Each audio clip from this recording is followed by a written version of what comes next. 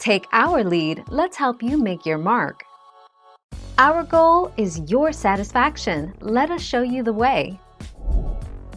The birds have just woken up and are starting their workday. They sing to communicate their species and sex, readiness to breed, and territorial rights.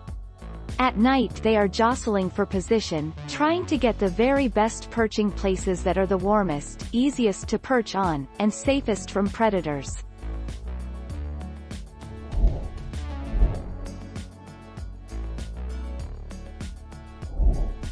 Take our lead. It probably happens in the winter because there is power in numbers in terms of avoiding predators. The crazy swirling effort by thousands at dusk is likely a way to confuse any nearby predators such as hawks and owls.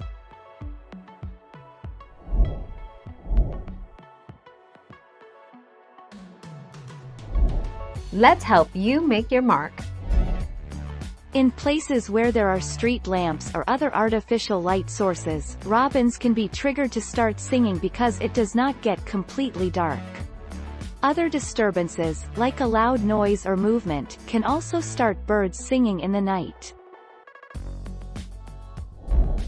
Thank you for watching. Please subscribe and hit the bell notification.